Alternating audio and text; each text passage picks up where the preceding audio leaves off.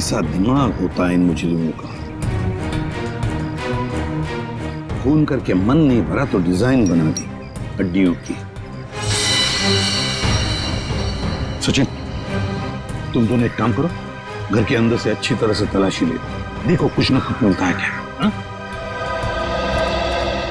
Boss ये देखो, उस सिर पे रहने ये डिजाइन हाथ और पैर की हड्डियों से बना। ये देखो, ये पैर की हड्डी और ये हाथ की हड्डी। तो टांगों की हड्डियां अलग अलग लोगों की हैं? हाँ तारिका, अलग अलग इंसानों की है। बस मुझे लगता है कम से कम 2 लोगों का तो खून हुआ है यहाँ पर। सर। हाँ हाँ विक्रम। सर ये बाकी की हड्डियां मिल गई है, इन्हें यहाँ पे दफना के रखा गया था। एक एक हड्डी संभाल के उठाओ, हैं? एक एक हड्डी। ये देखो, तुम जरा देखो, घर के अंदर कहीं खून के निशान मिलते हैं क्या?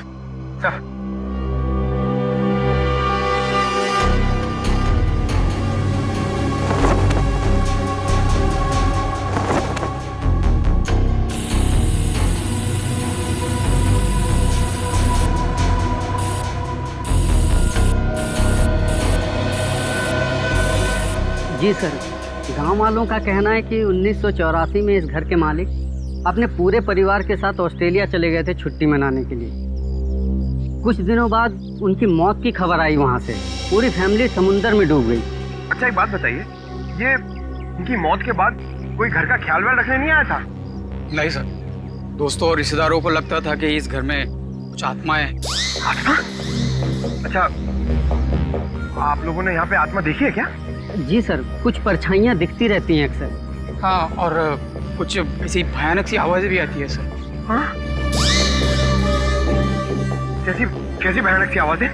सर, कभी किसी के चीखने की आवाज, कभी किसी के रोने की आवाज आती है।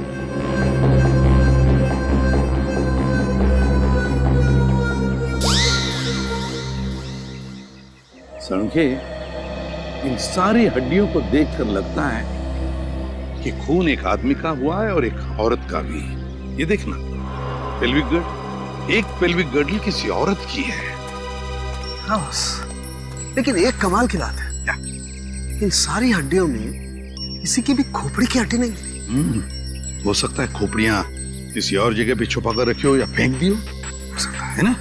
मयूर, विक्रम, काम करो, बंगले के आसपास का एरिया अच्छी तरह से छानो और ढूंढो, देखो, कुछ ना कुछ तो जरूर मिलेगा। एक एक कोना भी मत छोड़ो। जाओ। yes, ये बंगला बंद ही रहता है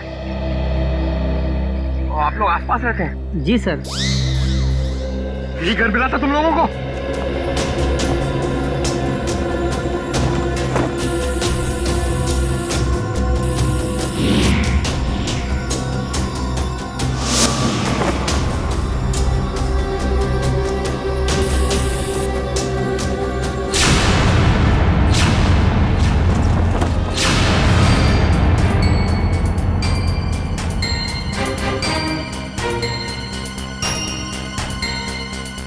सूखा हुआ खून।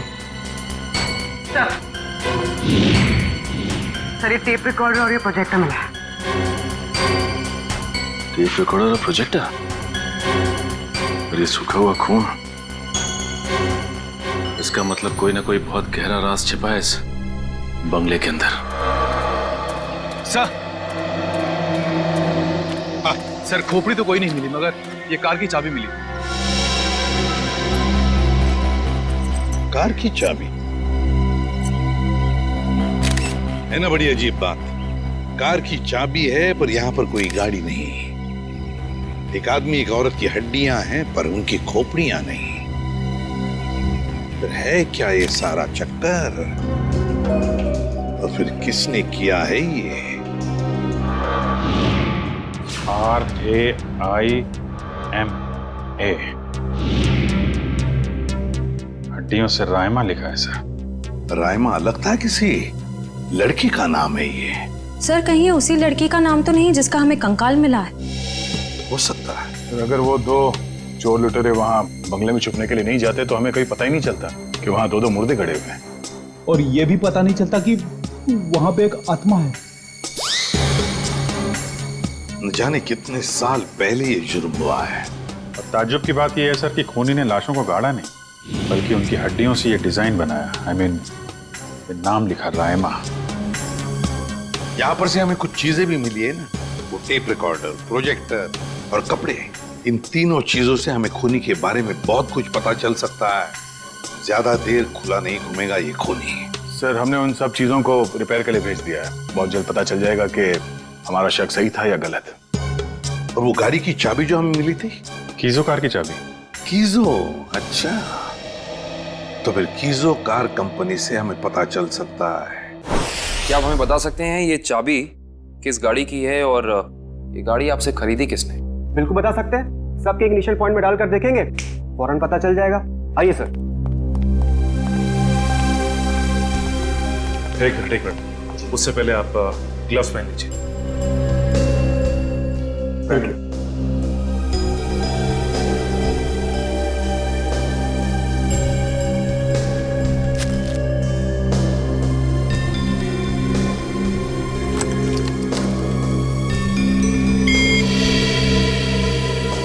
नहीं सर।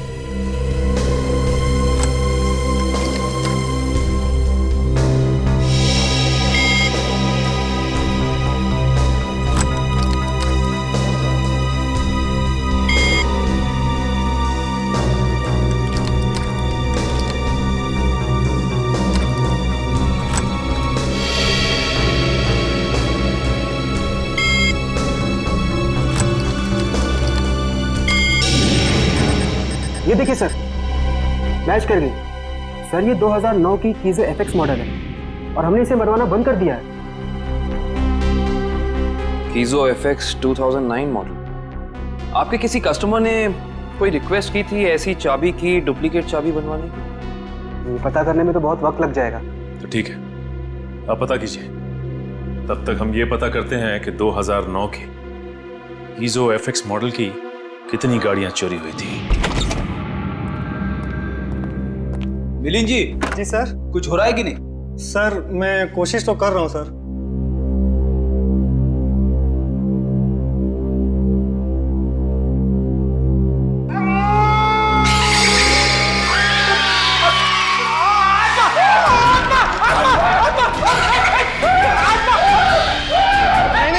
नहीं सर, आत्मा नहीं है, ये तो गलती से फेडर खुल गया था। हाँ, ये वही रिकॉर्डर है जो आप लोग लेके आए थे, उसी में से आवाज आ रही थी। सर, ये आत्माओं ने शॉर्टकट मारना शुरू कर दिया है। ये अपनी आवाज यूज नहीं करती हैं, इस टेप रिकॉर्डर में आवाज डाल के यूज करती हैं। पंकज, ऐसा भी हो सकता है कि वहां पे कोई आत्मा हो ही ना, कोई इंसान ही ये सब खेल खेल रहा हो। मिलिंद जी। जी सर। आपको इस प्रोजेक्टर से क्या फुटेज मिला? हाँ सर, एक मिनट। हेलो रचना, तुम नीचे खड़ी हो? ओके, तुम वहीं रुको, मैं आता हूं। सर सॉरी सर, मुझे किसी काम की वजह से नीचे जाना पड़ रहा है। आप लोग ये रिमोट लीजिए ना, आप लोग फुटेज देखिए, पर सर जरा ध्यान से। ध्यान से क्यों? क्योंकि सर ये फुटेज कमजोर दिल वालों के लिए नहीं है।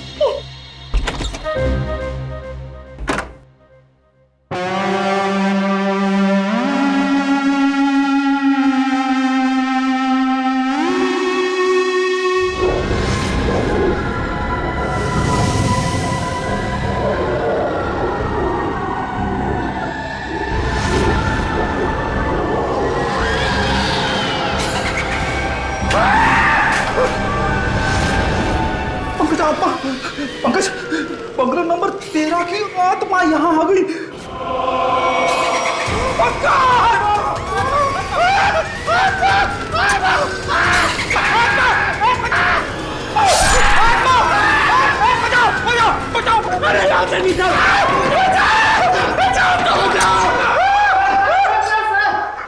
मैंने तो पहले कहा था सर, ये फुटेज कमजोर दिल वालों के लिए नहीं है। नहीं है। अरे आपको क्या इतनी सी फुटेज मिली थी? हाँ सर, अभी तो यही फुटेज मिली है। अरे ये क्या कम है, पता नहीं एसीपी साहब क्या कहेंगे ये फुटेज देखकर। आप उनसे ये मत कहना कि हम दोनों डर गए थे। सर मैंने तो उनको फोन करके सब कुछ बता दिया। हमारा अंदाजा सही निकला। ये खूनी इस प्रोजेक्टर के जरिए किसी को डरा रहा था, आत्मा बनकर। सर हो सकता है कि इस फुटेज का उन मुर्दों के साथ कोई लेना देना ही ना हो। I mean, लोगों में ये अफवाह फैली है कि इस बंगले में आत्मा है, तो हो सकता है कि ये पूरी फुटेज किसी ने किसी के साथ मजाक करने के लिए बनाई हो। नहीं श्रेया नहीं, इन दोनों चीजों का जरूर एक दूसरे से कोई ना कोई संबंध है। ये डरावनी फुटेज उस खूनी के विकृत दिमाग में से ही निकली है। हाँ सर, किसी को डराने या मजाक करने के लिए कोई इतनी मेहनत नहीं करेगा। फुटेज में ये जो आत्मा है इसे प्रोफेशनल तरीके से फिल्माया गया है, स्पेशल इफेक्ट्स के साथ, जैसे फिल्मों वगैरह में होता है। और इस फुटेज को देख के लगता है सर कि खूनी को स्पेशल इफेक्ट्स का काफी ज्ञान है, या फिर हो सकता है उसने ये फुटेज किसी स्पेशल इफेक्ट स्टूडियो में बनवाई। हाँ बिल्कुल सही, ऐसा ही हो सकता है। तो शहर में जितने भी स्पेशल इफेक्ट्स के स्टूडियोज हैं, सब में जाकर के पता लगाना पड़ेगा।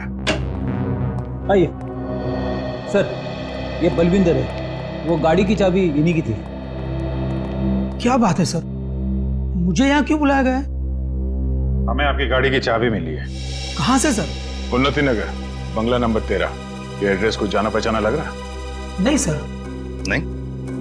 रायमा नाम सुना है पहले कभी? बिल्कुल नहीं सर। मगर सर इसका मेरी गाड़ी से क्या लेना देना है? आपकी गाड़ी है कहाँ? सर वो तो कई सालों से गायब ही है। कब से?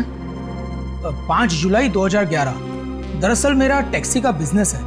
मेरी कंपनी का नाम है बलविंदर एंड कंपनी। मेरा ड्राइवर प्रीत उस दिन गाड़ी लेकर न जाने कहाँ गायब हो गया। तब से लेकर आज तक मेरी गाड़ी का कोई अता पता ही नहीं है सर। और उस ड्राइवर का? अस्पताल से फोन आया था कि उसे वहां भर्ती किया गया है। मैं उसे वहां देखने गया था। उसकी हालत बहुत खराब थी सर। आग लगने की वजह से उसका थोड़ा शरीर जल गया था। रहता कहाँ ये तुम्हारा ड्राइवर? सर आजकल वो मानसिक चिकित्सालय में है। सर वो बहुत गहरे सदमे में है। मानसिक चिकित्सालय? कौन से हॉस्पिटल में है वो? सर पूना से 50 किलोमीटर आगे एक स्टेट मेडिकल सेंटर है, वहीं पर है। State medical centre?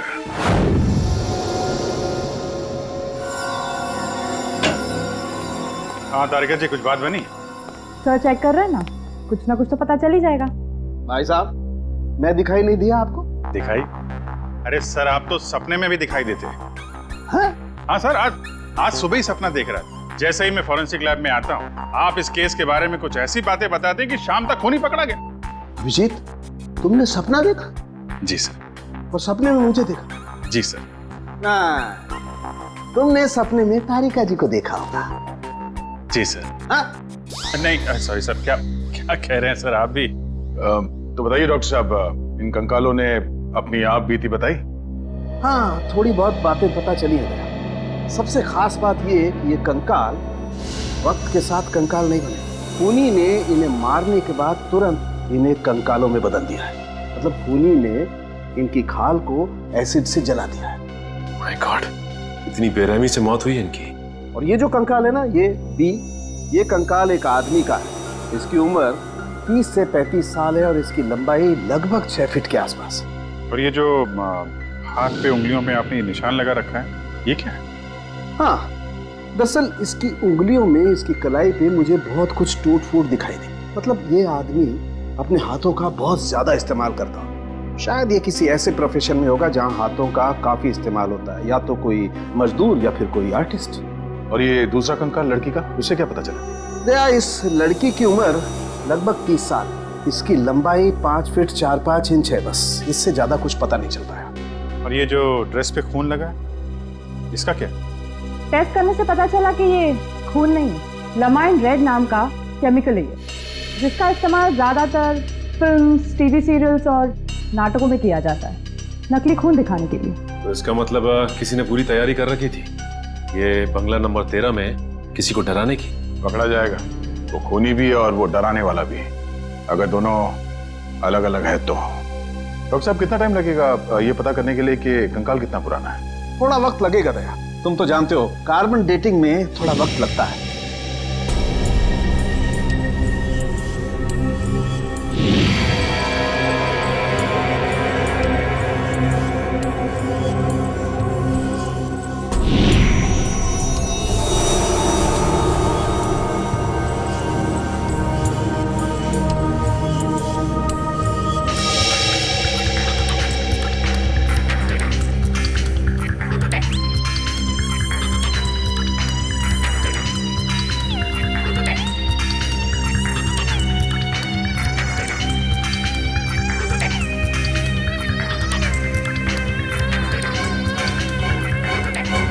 गुड। अब गणित शुरू हो गई है। अब पता लग जाएगा दरअसल इन लोगों की मौत कब हुई थी। सर मुझे लगता है इन दोनों को एक साथ ही मारा होगा।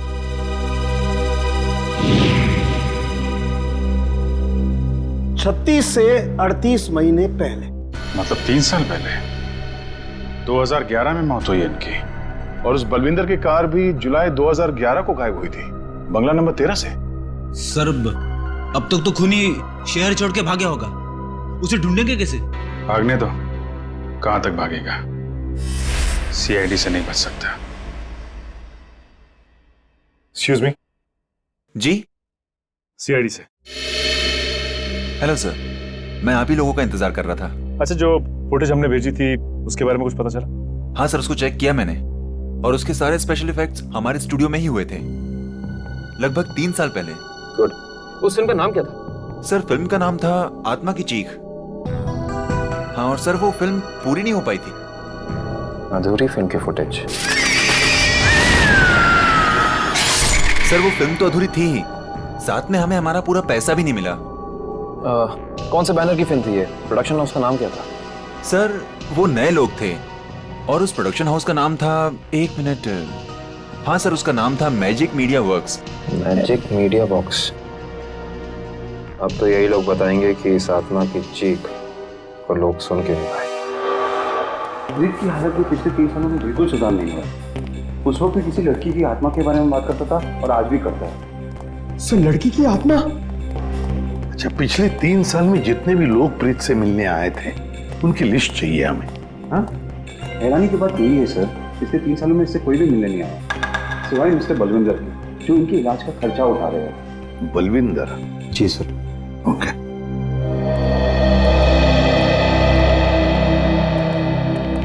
प्रीत, ये सीआईडी ऑफिसर्स है, ये तुमसे कुछ बात करना चाहते हैं।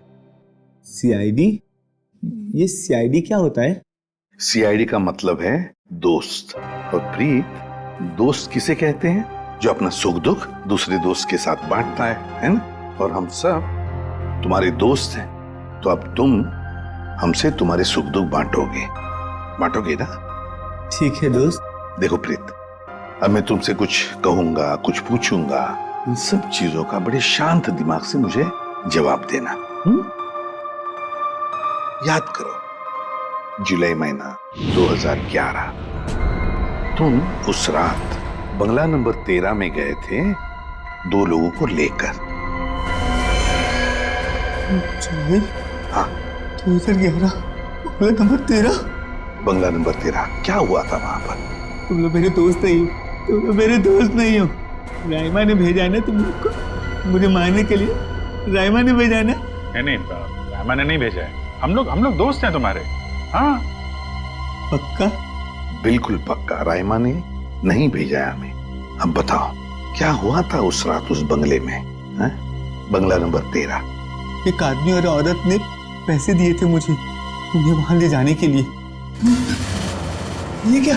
राइमा चीख रही है, राइमा चीख रही है, मुझे मार देगी, मुझसे बदला लेना चाहती है। राइमा तुम्हारे पीछे है। ये बात करने की स्थिति में नहीं है अभी। आई एम सॉरी डॉक्टर साहब, 2 मिनट और। सॉरी, मैं आपके केस के लिए मैं अपने पेशेंट की जान खतरे में नहीं डाल सकता। Please cooperate. ठीक है। मुझे मार देगी, मुझसे बदला लेना चाहती है। अभिजीत, एक बात तो पक्की है कि उस रात प्रीत बंगला नंबर 13 में एक आदमी और एक औरत को लेकर गया था, और हमें जो कंकाल मिले हो शायद उसी आदमी और उस औरत के हो। हाँ सर, ये आत्मा वाला ड्रामा करके उनको डराया, मार डाला, फिर सर अलग कर दिया ताकि पहचान ना हो सके। सर ये प्रीत बार बार राइमा आ रही है ऐसा क्यों बोल रहा है? कहीं राइमा जिंदा तो नहीं? इस बात का तो पता लगाना ही पड़ेगा कि प्रीत की बातों में कितनी सच्चाई है और कितना भ्रम। लेकिन एक बात तो पक्की है, इस राइमा का इस केस के साथ कोई ना कोई संबंध जरूर है। इस राइमा की कुंडली निकालो। राइमा।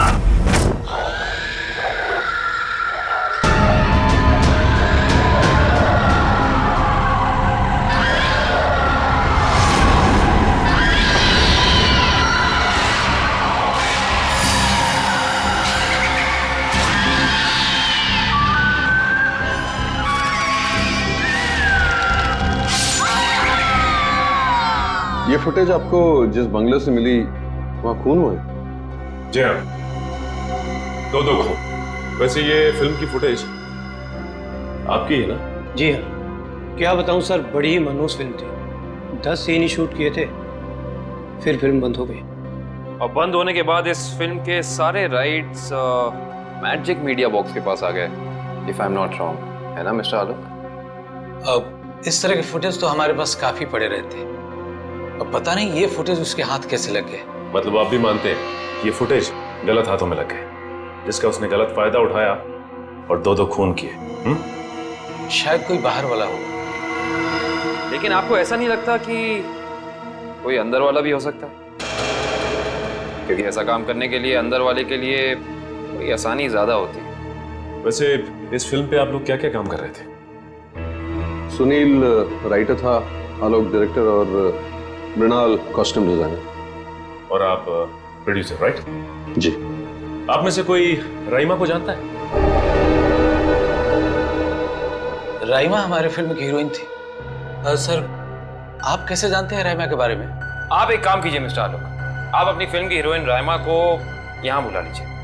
वो एक्चुअली कई साल पहले राइमा एक हादसे में आग में जलकर मर गई। मर गई? अच्छा, राइमा की कोई तस्वीर या फोटो? मृणाल, फोटो लिया। जी सर। एक मिनट, अभी आपने कहा कि वो जल के मर गई, लेकिन कैसे? ज्यादा कुछ तो पता नहीं है, क्योंकि उसके और हमारे बीच तनाव हो गया था। और वो क्यों? वो एक्चुअली हम राइमा को अपनी फिल्म में हीरोइन लेना चाह रहे थे, पर बाद में हमने अपना इरादा बदल लिया और स्मृति को हीरोइन ले लिया और राइमा हो गई साइड एक्ट्रेस। तुम मेरी जगह ये छिपकली को हीरोइन बनाना चाहते हो? तुम्हारा दिमाग खराब हो गया है? राइमा, तमीज से बात करो। मैंने तुमसे कहा ना, अगली फिल्म में तुम्हें हीरोइन बनाऊंगा। इस फिल्म के किरदार के लिए तुमसे बेहतर स्मृति। अच्छा, तो ये बात पहले क्यों नहीं सोची जब मुझे फाइनल किया था? ये फिल्म इंडस्ट्री है राइमा, यहाँ किसकी किस्मत कब यू टर्न मार जाए कोई नहीं कह सकता। ये फिल्म मेरी किस्मत में थी, मुझे मिल गई। इंतजार करो, सिर्फ इंतजार। एक दिन तुम्हारी जिंदगी ऐसी दिशा में चली जाएगी जिसका अंत गहरी खाई में होगा, समझे तुम? क्या तुम मुझे धमकी दे रही हो? धमकी ही समझ लेना। राइमा रुको, राइमा। सूरज गया था राइमा को मनाने के लिए, लेकिन कोई फायदा नहीं। एक हफ्ते बाद खबर आई कि एमजे स्टूडियो में आग लगी है और राइमा की मौत हो गई। मुझे अफसोस है, अगर राइमा हमारी फिल्म की हीरोइन होती तो शायद ये दुर्घटना ना होती और आज वो जिंदा होती। आलोक जी, आप एक काम कीजिए, आप अपनी फिल्म की नई हीरोइन स्मृति, उनको यहाँ बुलाइए। मैंने उसे कॉल किया था, उसका फोन लगा नहीं, और आर्ट डायरेक्टर विराज का भी वो फोन डेट बता रहा था। विराज और स्मृति से मिलना पड़ेगा। सर, ये रहे फोटो। ये है राइमा। राइमा ने स्मृति को धमकी दी, उसके बाद राइमा खुद मारी गई। तो फिर ये खून कर कौन रहा है? इसका जवाब तो अब विराज और स्मृति से मिलकर ही पता चलेगा।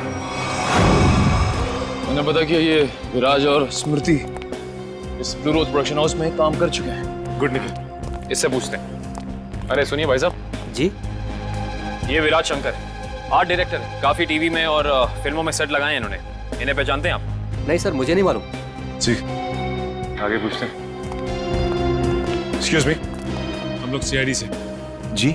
आप विराज शंकर को जानते हैं? विराज शंकर? हाँ सर, मैं जानता हूँ। वो बेचारे बहुत कर्जे में थे, पर फिर पता नहीं क्या हुआ उनका। उनका कोई एड्रेस, कोई पता? सर, इस बारे में कुछ ज्यादा तो पता नहीं है, लेकिन उनको ऑफिस कहीं अंधेरी में है। अच्छा, ये फोटो को ध्यान से देखिए। स्मृति ये फिल्मों में काम करती है, पहचानते हैं आप इन्हें? जी हाँ, इनकी बंद फिल्म के बाद इनको कोई प्रोड्यूसर फिर से रिलॉन्च करना चाहते थे, लेकिन सर ये पता नहीं क्यों बदकिस्मती से ये 2011 में अमेरिका चली गई और उसके बाद फिर लौट के आए हैं। ये स्मृति का कोई अता पता जहाँ हम उनसे मिल सकते हैं? हमें तो नहीं पता, पर उस एजेंसी पर उसका पुराना एड्रेस होगा जहाँ पर उन्होंने चमकार वॉशिंग पाउडर का विज्ञापन किया था। ठीक, थैंक यू। ज्यादा एजेंसी से स्मृति के घर का पता निकलवाते हैं।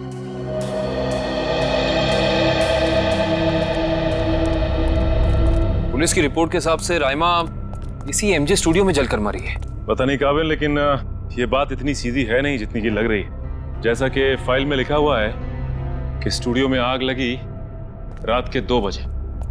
ये राइमा स्टूडियो में 2 बजे करने क्या आई होगी, जबकि यहाँ शूटिंग भी नहीं चल रही थी। सही कह रहे हो सचिन, लेकिन एक बात है जो मेरे दिमाग से निकल नहीं रही है, वो ये कि यहाँ रात 2 बजे आग लगी तो सुबह 5 बजे तक किसी को पता क्यों नहीं चला?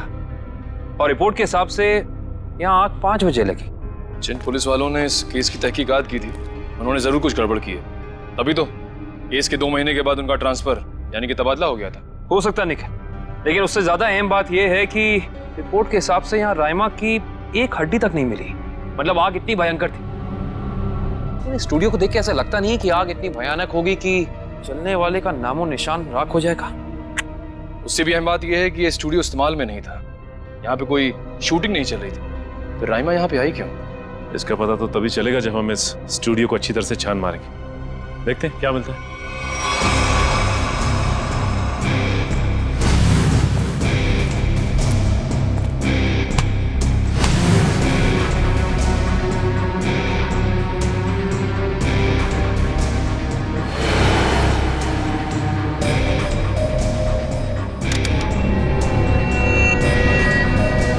ये देखो, जली हुई गन।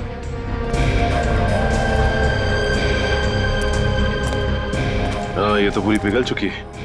पुलिस वालों ने लगता है अपना काम ठीक से किया नहीं, देखा नहीं से पहले।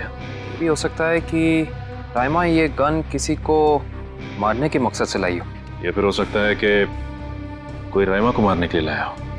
ये भी पॉसिबिलिटी है। जरूर कुछ है यहाँ, देखते हैं और क्या मिलता है।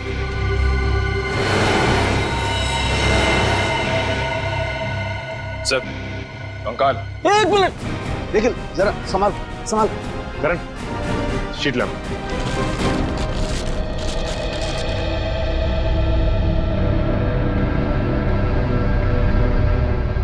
एक बार कंकाल, वो भी पूरी तरह से जला हुआ।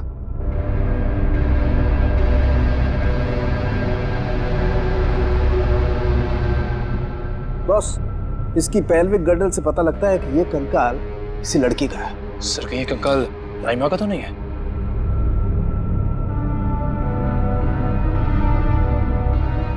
और इसकी लंबाई 5 फीट 6 इंच है। और राइमा की लंबाई 5 फुट 3 इंच।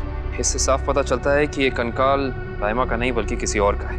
केस सुलझने की बजाय और उलझता चला जा रहा है। एक बात और, हम लोगों को यहाँ जली हुई गन जरूर मिली है, लेकिन इस लड़की की मौत गोली लगने की वजह से नहीं, इस लड़की की मौत जलने की वजह से ही हुई है। देखो, ढूंढो और कुछ मिलता है क्या।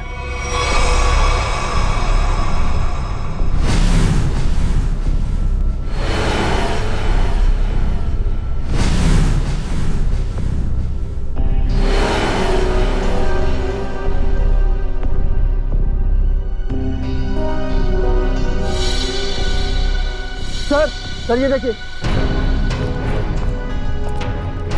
सर, बाल बाल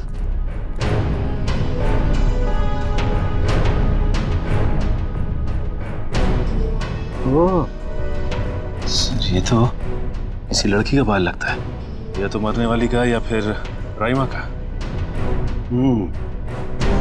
ये किसका बाल है ये तो डीएनए के बाद ही पता चलेगा। हथकड़ी बनवानी है। हथकड़ी? मैं कुछ समझा नहीं। हाँ, अपनी बनाई हुई हथकड़ी खुद अपने हाथों में पहनेंगे तो थोड़ा दुख कम होगा।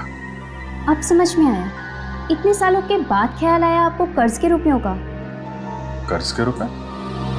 हाँ, इसीलिए तो आप उन्हें ढूंढ रहे हैं, क्योंकि वो लोगों से लिया हुआ कर्ज वापस नहीं कर पाए। नहीं मैडम, हमारा यहाँ आने का मकसद कुछ और है। विराज को बुलाई, कहाँ है वो? ये तो कोई भी नहीं जानता। कर्जदारों से परेशान होकर आज से 3 साल पहले जुलाई 2011 में न जाने कहाँ गायब हो गए। जुलाई 2011? सर 5 जुलाई 2011। सर मुझे लगता है कि इस विराज के भागने की वजह कर्जा नहीं कुछ और है, जिसका कुछ ना कुछ संबंध उन कंकालों के साथ जरूर है। मुझे तो लगता है उनमें से एक कंकाल विराज का है। याद है सारुण के साहब ने कहा था, आदमी वाला कंकाल किसी मजदूर या आर्टिस्ट का है जिसने जिंदगी भर अपने हाथों से बहुत काम लिया है। और हो सकता है सर शायद वो दूसरा कंकाल स्मृति का हो।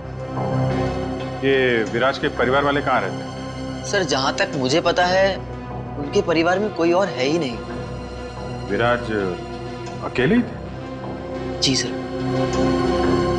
चीज मिल जाती डीएनए सैंपल के लिए तो कंकाल वाला राज खुल जाता।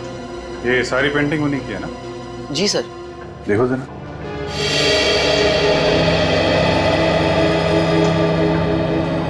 सर थंबप्रिंट ये विराज का है? जी हाँ सर, और ये थंबप्रिंट ही नहीं, ये पूरी पेंटिंग सर ने अपनी उंगलियों से बनाई है। Finger painting? इतना तो काफी है डीएनए टेस्टिंग के लिए। आप लोग? हम लोग सीआईडी से। अच्छा अच्छा, आइए आइए, आप ही ने फोन किया था ना? जी हाँ। दरअसल बात यह है कि हम स्मृति के बारे में आपसे कुछ पूछताछ करना चाहते हैं। पूछिए ना, क्या पूछना चाहते हैं आप? क्या आप बता सकती हैं कि स्मृति का आपके अलावा इस दुनिया में और कोई भी नहीं है? नहीं, उसके माँ बाप बचपन में ही गुजर गए। अब बची है तो ये बूढ़ी दादी, बहुत ही प्यार से पाला है मैंने उसे। ये स्मृति अचानक अपना फिल्मी करियर छोड़कर अमेरिका क्यों चली गई? वो कभी किसी को कुछ नहीं बताती थी, हमेशा अपना मन का करती थी। उस दिन भी उसके मैनेजर का फोन आया, कह रहा था कि मैडम किसी विज्ञापन की शूटिंग के लिए अमेरिका जा रही है। उसके मैनेजर से मैंने पूछा कि कब वापस आएगी वो, तो उसने कहा 3-4 दिनों में। लेकिन पूरे 3 साल हो गए, अब तक उसका कुछ पता नहीं, कुछ पता नहीं। कब की बात है ये, कुछ याद है आपको? कैसे भूल सकती हूँ, 5 जुलाई 2011। सर वो कंकाल भी 3 साल पुराना है सर, कहीं वो? सर कम से कम इतना तो पता कर लो, मेरे बच्चे के साथ हुआ क्या? नहीं वो इस दुनिया में है भी या नहीं। जब तक इस राज का बोझ मेरे दिल पर रहेगा, मैं इतना चैन से जी पाऊंगी, न मर पाऊंगी। देखिए, मैं आपसे वादा करता हूं कि सच क्या है इसका हम पता लगा लेंगे। प्लीज आप अपना ख्याल रखिए, ठीक है?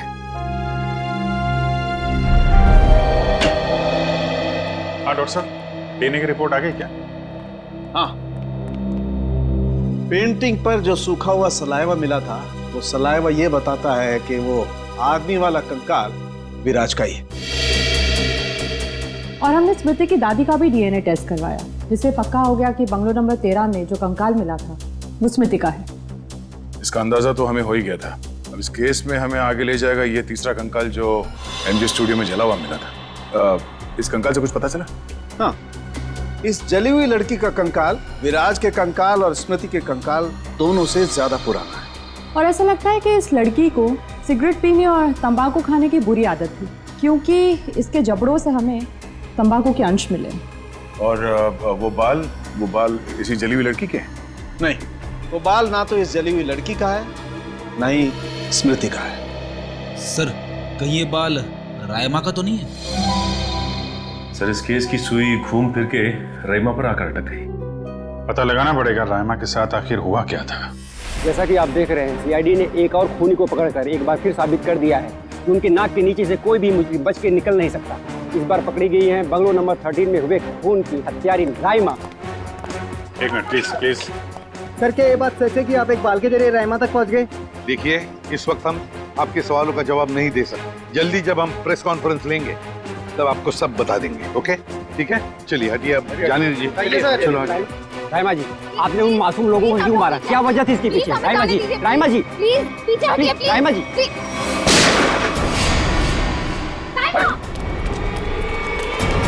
पकड़ो उसे।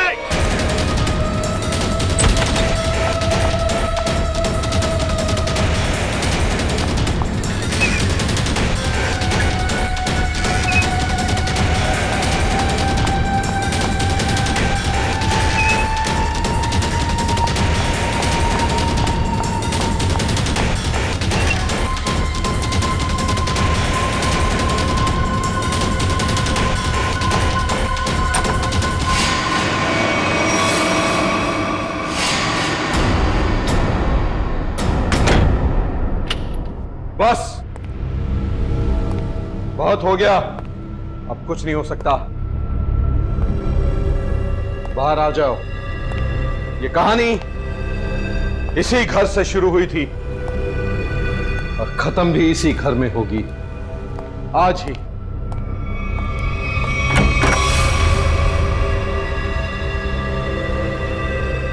छुपने का कोई फायदा नहीं, बाहर आ जाओ। सुना तुमने?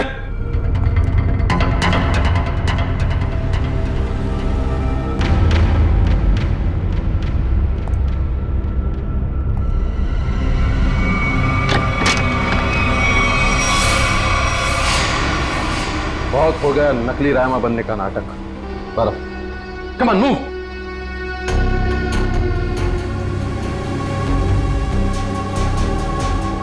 कौन हो तुम?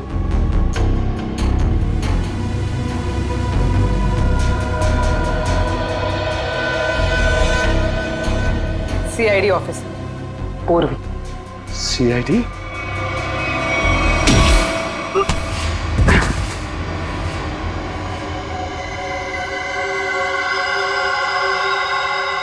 मैं और राइमा एक दूसरे से बहुत प्यार करते थे, इसलिए जब हीरोइन का रोल राइमा की जगह प्रीति को मिला तो तुम्हारे दोनों कानों से धुआं निकलने लगा है?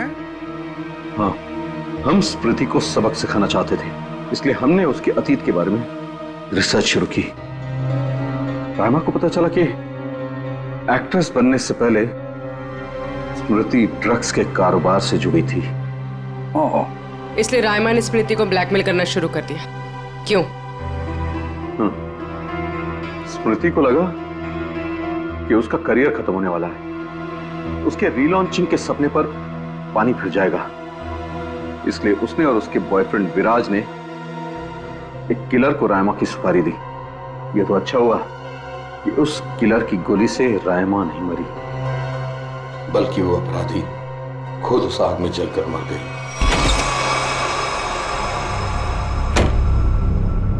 विराज, स्मृति, कहाँ हो तुम दोनों?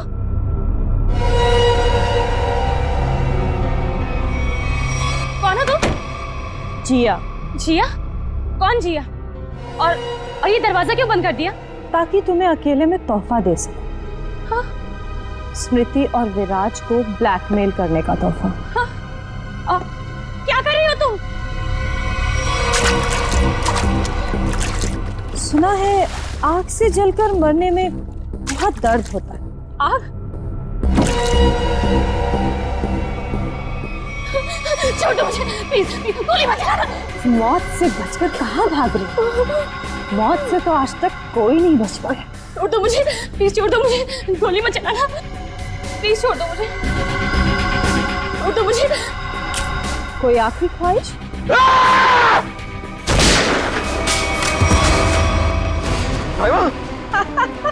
रायमा, मैं तुम्हें कुछ नहीं होने दूंगा। मैं तुमसे बहुत प्यार करता हूँ, मैं तुम्हें कुछ नहीं होने दूंगा रायमा। अब तुम दोनों को मुझसे कोई नहीं बचा सकता। सब फाइनल गुड बाय।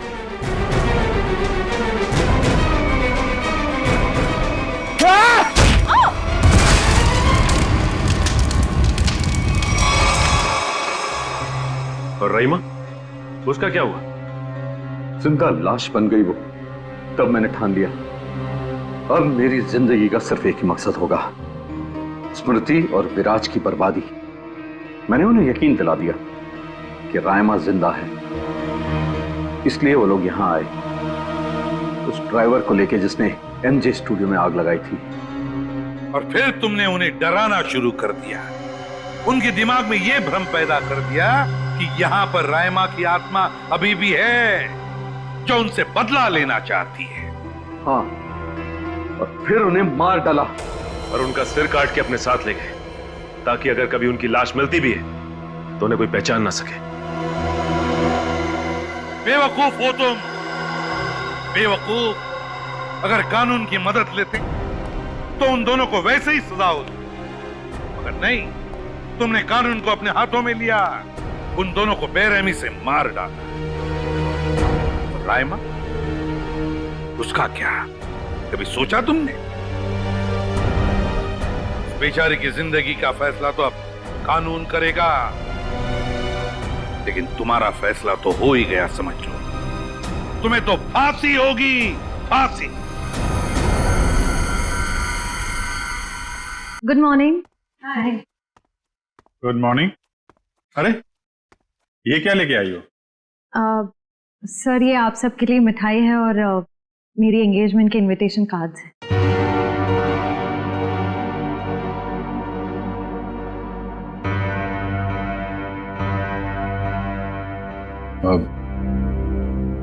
तारीख पक्की होगी? जी सर, 28 सितंबर।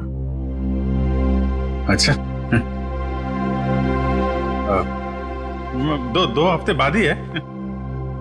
काफी तैयारी करनी होगी आपको तो। सर ज्यादा कुछ तैयारियां करनी नहीं, सिद्धार्थ को भी मेरी तरह एक छोटा सा ही फंक्शन चाहिए था। ये तो बहुत अच्छी बात है। Congratulation Shreya. Thank you sir. चलो मुंह मीठा कराओ। हाँ श्योर।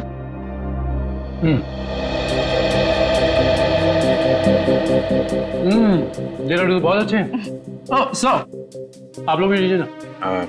हाँ हाँ थैंक यू सर।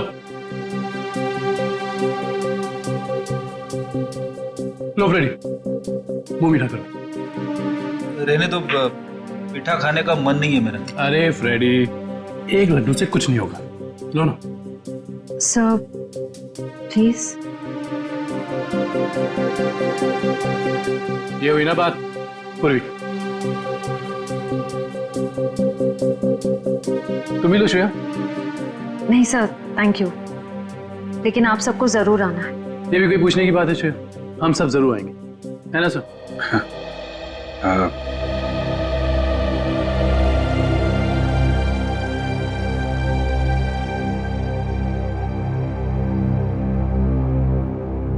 सर आप आएंगे ना?